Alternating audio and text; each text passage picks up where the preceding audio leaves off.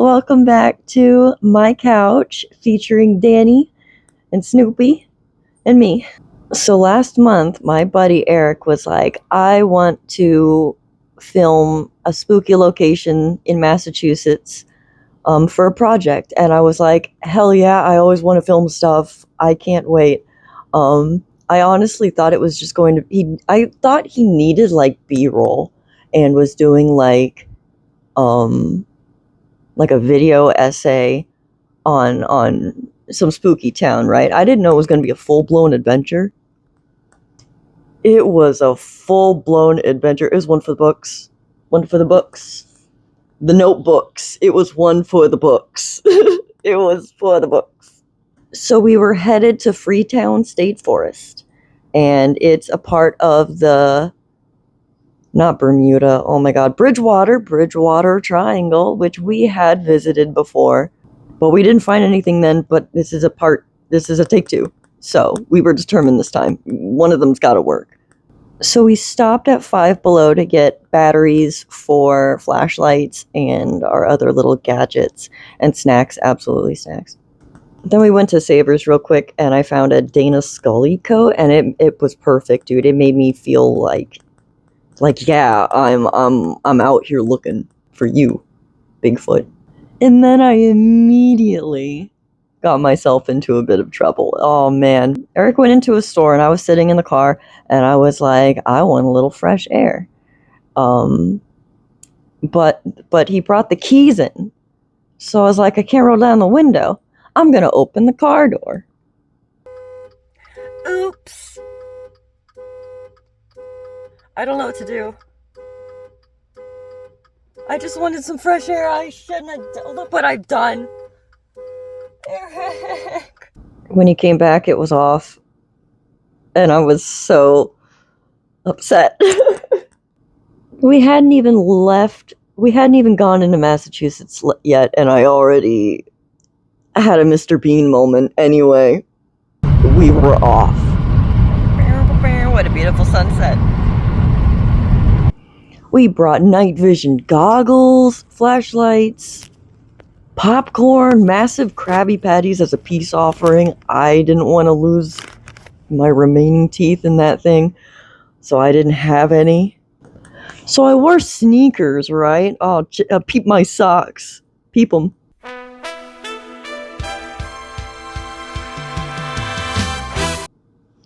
So I wore sneakers. I didn't know if I didn't know what to expect, honestly. I'm sorry. I should have worn boots.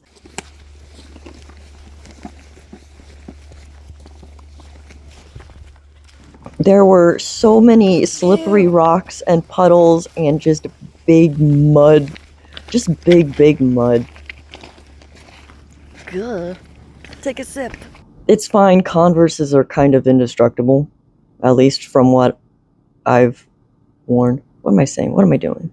10 minutes in, a pickup truck starts driving down the path. So they asked what we were doing down there, and naturally Eric is like, we're hunting for Bigfoot. And I'm like, hell yeah. And they were like, so are we. You want to hop in the back and we can drive around together? So that's what we did. Try to see through the trees, but down here it's like all brush and... It's almost the same smell, but I mean it's not... Yeah.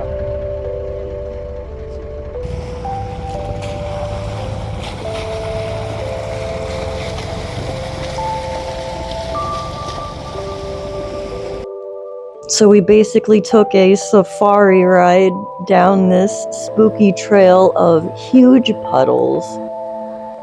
And along the way we were just swapping stories of other spooky locations that we'd visited or know about.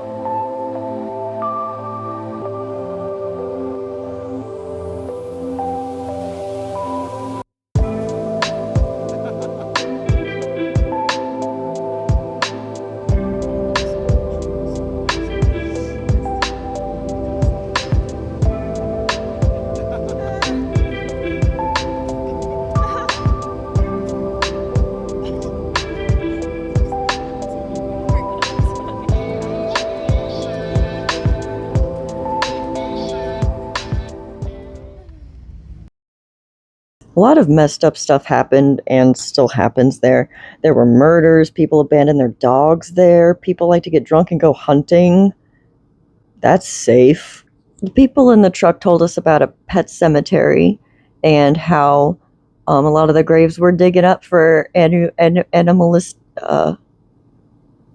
sacrifice. Yeah. Couldn't find much on that, but they were like, all the graves are still open, so there are tiny little pet graves that you can fall into, and I wasn't about that. It was pretty dark.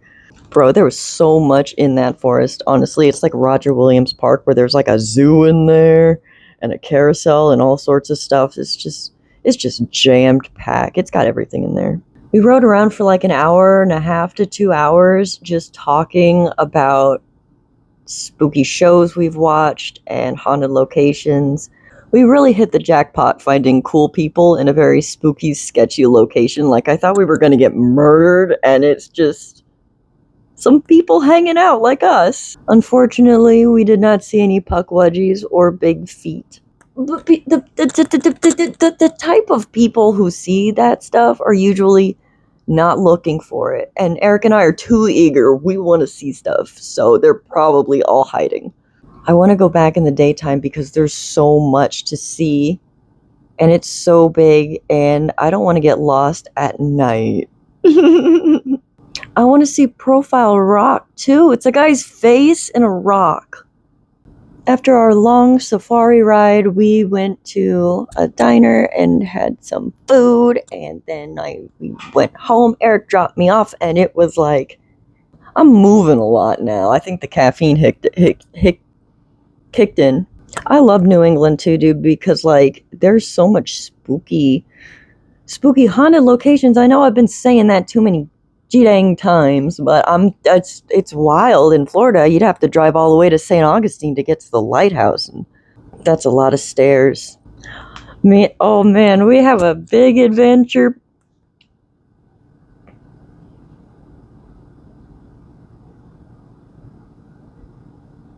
That accent was accidental.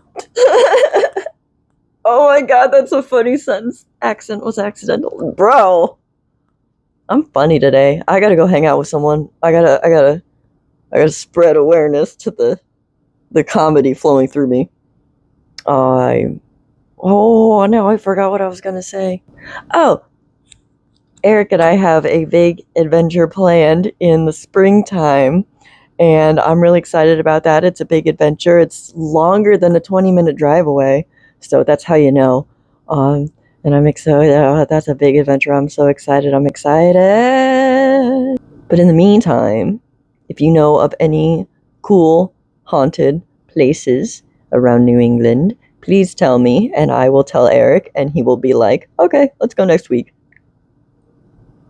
All right, thank you for watching, and I'll talk to you again soon. Bye-bye.